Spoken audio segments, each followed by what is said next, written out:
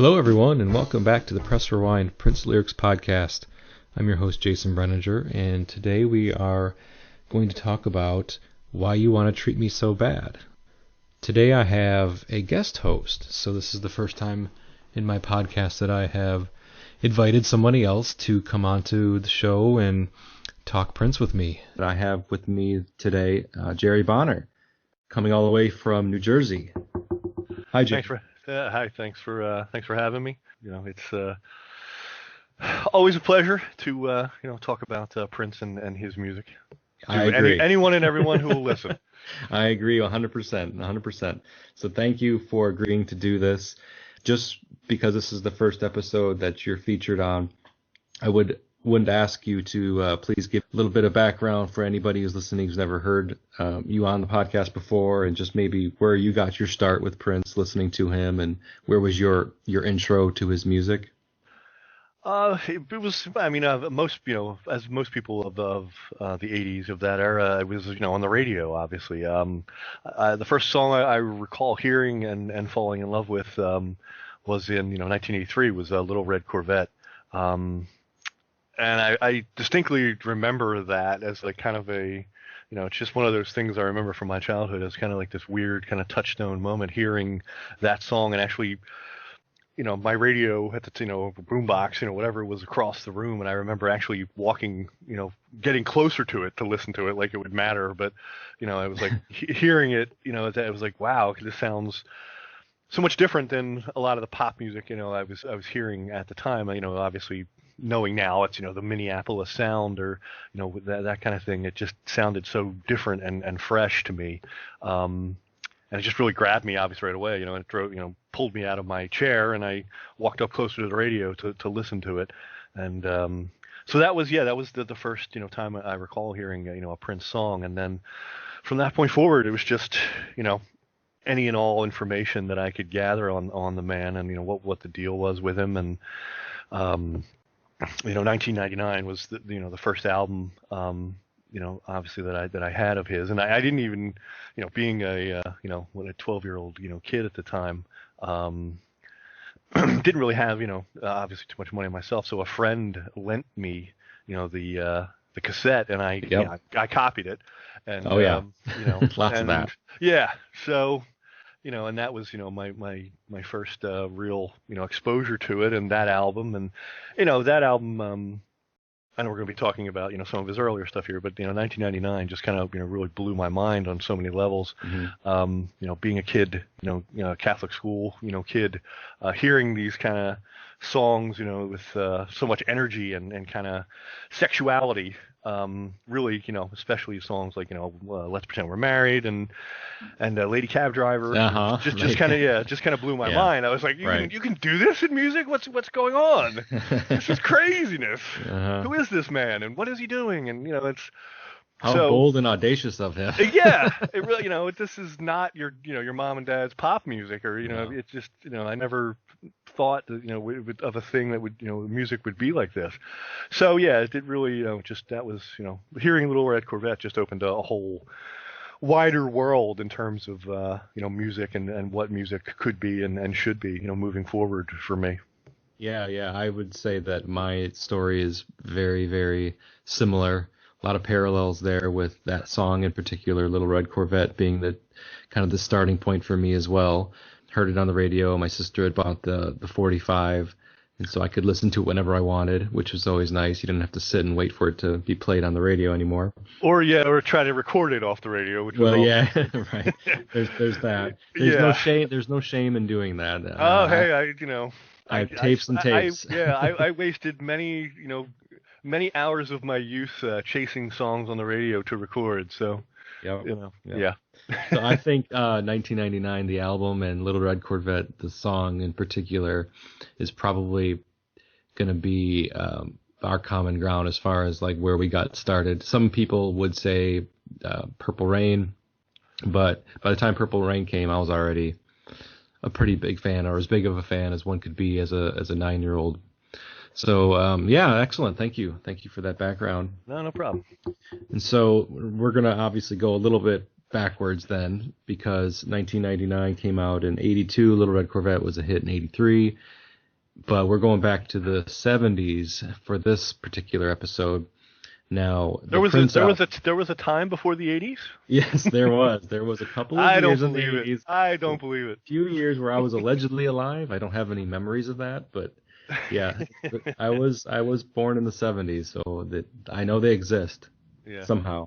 Yeah, no, the funny thing is, and this is the way, I mean, obviously I describe myself as, a child of the 80s, grew up in the 80s, but I mean, I was born in 1971, so I do remember, especially the latter half of the 70s very well. And it's, it's weird kind of having both the perspective of the 70s and the 80s, remembering, the disco era and everything that, kind of went with that, and then moving into, the 80s from there. So 1979, Prince released his second album, the self-titled album Prince. I Want to Be Your Lover was a decent hit for him on the R&B charts, and I think it went pretty high on the pop charts as well. But the song we're going to talk about is the second song on the album, Why You Want to Treat Me So Bad, which was released as a single, but it really didn't do much. Didn't chart on the top 100 charts, which is kind of a crime in my mind because the song, in my opinion, is so good. I don't know why it didn't chart. I'm thinking he just didn't have that crossover audience to catapult a rock-based song of his onto the charts yet. I don't know what your thoughts are on that, but yeah, I would tend to agree. kind I think, to me, I mean, obviously that's of the two songs there. I think there were 3 singles released off that album, but that's the strongest song to me. Why You Want to Treat Me So Bad? For a variety of reasons, but I would guess. I mean, yeah, at the time, I don't know if you had.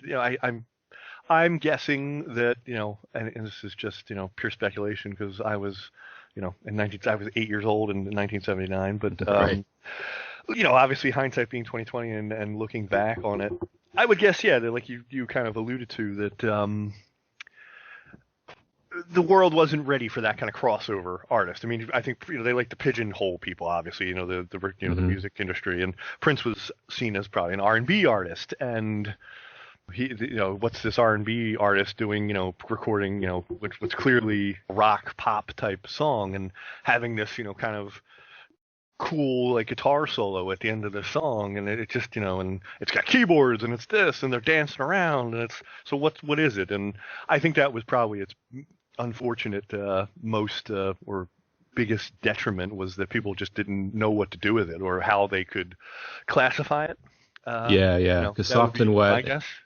Soft and Wet, and I Want to Be Your Lover were crossover songs, so to speak, I guess, on the pop charts, but they were both very similar in terms of like being dance, disco, R&B. But this was different. This was a little different, and so it might have crossed over a little bit on the R&B charts because it was from an artist that had already done well on the R&B charts, but it just wasn't going to make it on the pop charts just because I don't think it had the push from the record label in the same way that I Want to Be Your Lover did. There was a music video, which, I don't know where music videos were being played in 1979. I really don't have a sense for that because MTV obviously didn't exist, but Right. I don't know if there were late night shows or something on cable.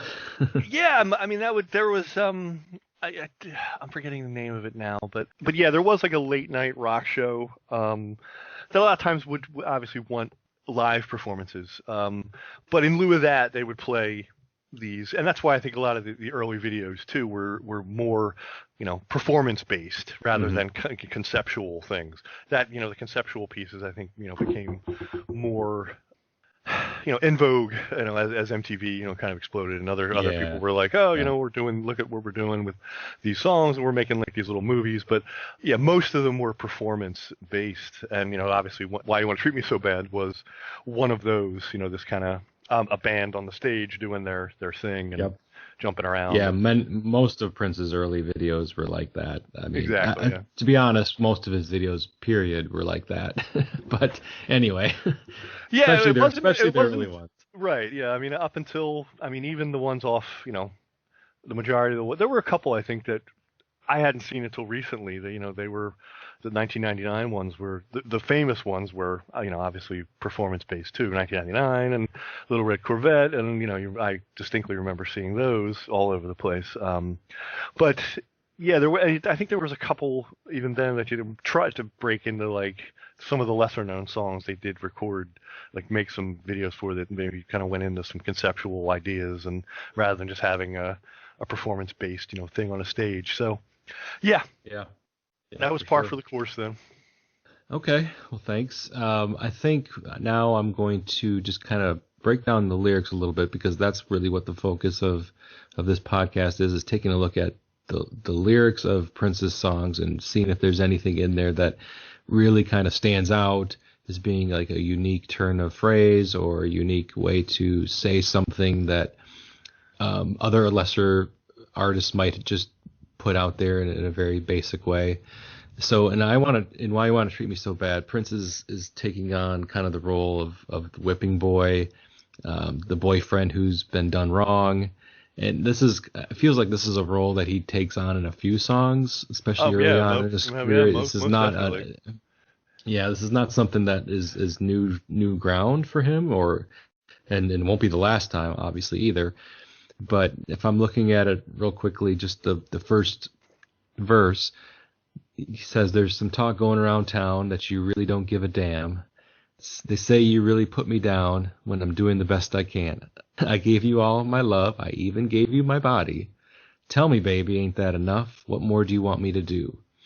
So he's basically complaining to his girl that people are talking about her and him, and that she's being disrespectful to him, treating him like dirt, especially when he's not around, like just talking shit about him basically behind his back.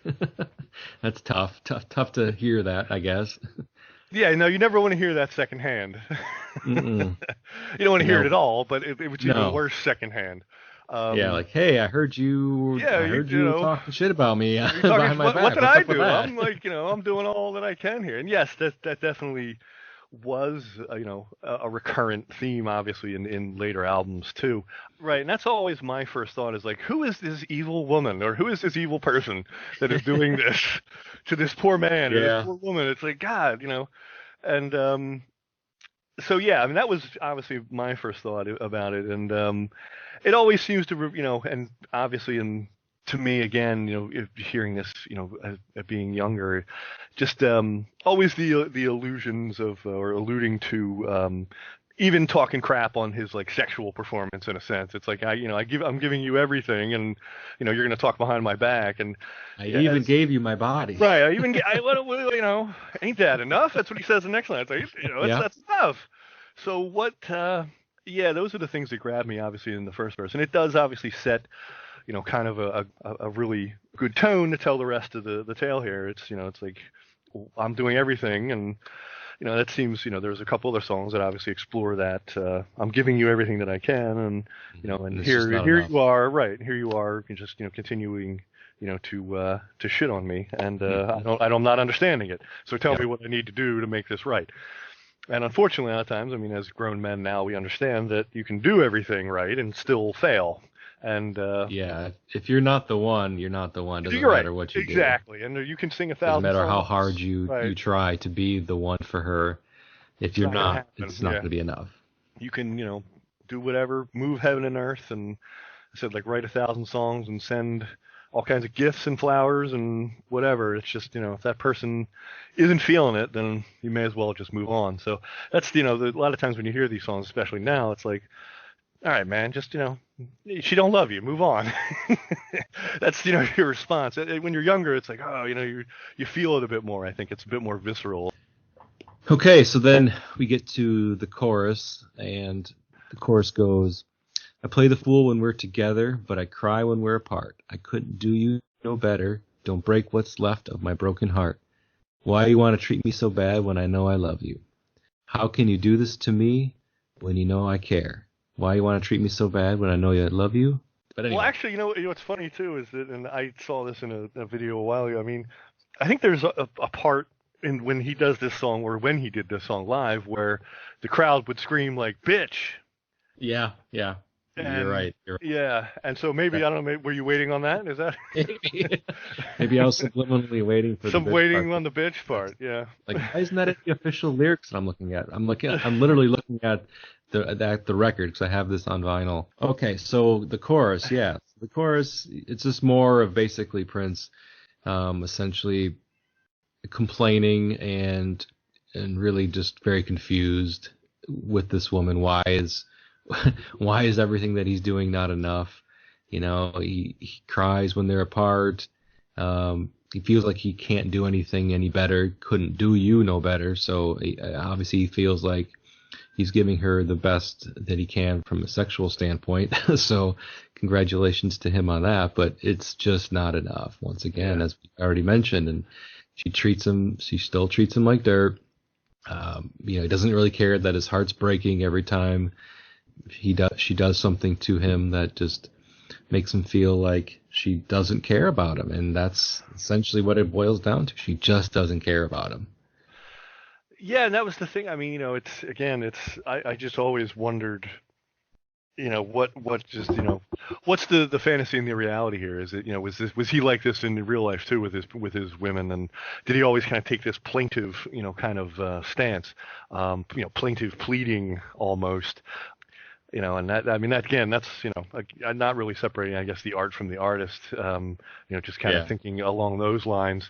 That's where my mind goes. It's, and I think we've all, both men and women, have been there where, you've had somebody who you feel this way about. And like we were, saying previously, you can scream and cry and kick and moan, and it's just not going to help if this person doesn't, feel what you're feeling for them or can return those feelings.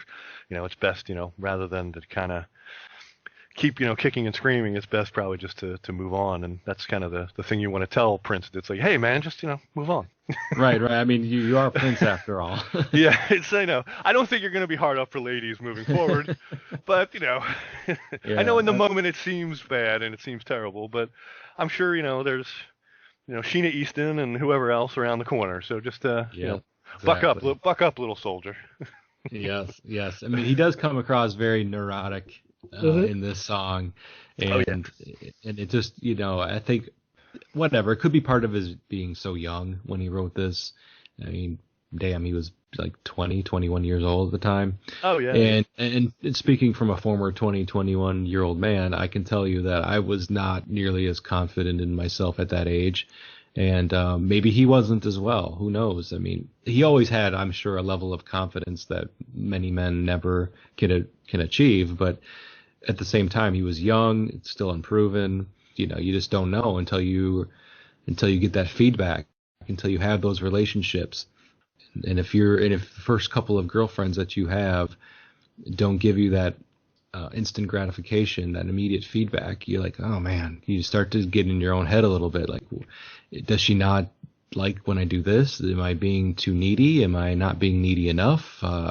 Do I not call her enough? It's just all these things can go on in your head and make things worse. Yeah, I mean, you especially at a younger age, and you said it, and I was obviously in the, late teens, early 20s. Yeah, you want to come across as confident, but it is difficult because, yeah, I mean, somebody says they love you or they care about you, but, and do you ever really, really know that, that, do you know? I mean, they can say it 1,000 times, and, it's still that, the question in the back of your mind. And, we're looking at this again, like I said, hindsight 2020, being older, more experienced men. But at Prince's age, in his early 20s, I'm sure that if I was writing song lyrics at the time, I would have churned out a few along these lines as well. Mm-hmm. That's right. Exactly. Exactly. So then the next verse, pretty short from a lyrical standpoint. They got verse, chorus, and then you get the most excellent guitar solo towards the end. But anyway, the next verse goes, I try so hard to keep you satisfied. Sometimes you play the part. Sometimes you're so full of pride. And if it's still good to you, why you want to treat me so bad? You used to love it when I do you. You used to say I was the best you'd ever had. And then it goes into the chorus again. So here he goes again, explaining and trying to gain understanding of the sex is great. We're assuming the sex is great, and it's not just a one-sided perspective. Well, Are you saying that Prince is, maybe playing it up a bit, or he's talking possibly. He's talking. There's been no men in history that ever exaggerated their sexual performance. What are you telling me? No, never. He's the first that's done that. Yeah, quite possibly. Yeah. But he even tries to put it in there to make it seem like it's not my words. I didn't. This isn't me saying. This is you saying. You used to say I was best. Exactly. So I think that's a theme again that he said in other songs too. I mean, moving forward. I mean, the one that I think, to me, I think it's on par with this one. I think even that one goes a little bit further. And it's not a widely known song. A lot of fans would know it. Is "Irresistible Bitch." How how downtrodden the guy in that song sounds, and he's in that song, he's giving her his car and all kind. It's like this is very much along the I guess "Irresistible Bitch" is kind of the next step. If you don't walk away at this point at the end of this song with this woman doesn't love you, that's going to turn into what was going on in "Irresistible Bitch." So again, you just want to kind of as an older man, it's like, oh, I want to shake the guy and be like, dude, just move on. But again, these are life lessons he needs to learn. So yeah. Yeah. Everybody's got to come to this realization on their own, and he's doing it right there in front of us in song and on his albums. Basically, like whether or not this is a real situation, a real character he's playing, or if this is just like, okay, well, I'm going to write this song from the perspective of somebody who's being treated like dirt because that's an interesting topic that people can relate to. We don't know. I think you mentioned you tried to find out if there was any anecdotes about the song that would indicate who it was written about, or if it was written about anybody in particular. I never came up with anything either. Yeah, I said, the first thought I said was, obviously, Susanna, and then who seemed to kind of inspire a lot of those, what the hell are you doing to me, woman, type songs later on. And if funnily enough about that is too, and I guess maybe I'm going off a little bit of a tangent, is I actually never really saw any pictures of her or knew what she looked like until fairly recently, within like the last year or so. I think it might have even been you that had pointed me to it. There's an extended version of the Girls and Boys video from Under the Cherry Moon that she's in. Yep. And that was the first time I had ever really seen her. And I was like, okay, now I said, and she is obviously a very beautiful woman. And I was like, okay. I said, now I kind of understand why he was so, I guess, smitten with her. Sheila E. was in his circle around that same time, and obviously she's very beautiful as well. So. Oh yeah, I mean, I'm sure he wasn't lacking for dance partners. It was just why continue with that one, and and that's a good point, because that's, once again, as you mentioned previously, this song in particular, he's making it very clear that he is not being treated well. He's being talked about behind his back. He's being dogged in front of his friends and in front of strangers, basically just dragging him through the mud whenever and just using him. We have to assume that she's using him for sex at this point based on the lyrics that he's written. It's like, hey, you're the best I ever had, but I don't really care about you. and that could be fun for a while, but in this song, you get the feeling that he's not feeling like, okay, well, this is fine, we can just have sex and it could be all good and friends with benefits. He's not into that. Right. And those terms weren't really, I mean, I wouldn't know what they didn't really have, like, kind of the interesting terms that we have these days. I guess at that point it was just in 1979 they would say, oh well, it's just a casual thing. I don't know if there was any kind of slang for it at that point, but that seems like it is here. Yeah, this woman is looking at him as more just somebody who in the moment might be a good time, and then he's obviously, again, to use more of the vernacular of today, catching feelings, and she's not. So yeah, he's definitely got feelings. He's definitely caught feelings. When I love you, why you want to treat me so bad? It's Yeah, he says he's got a broken heart. He says he loves her.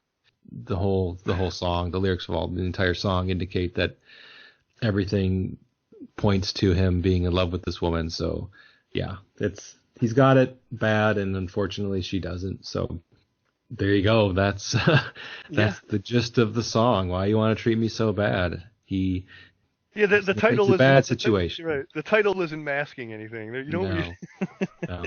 you don't really need to think about it too much or analyze it too much when that's Not the really. title. Yeah.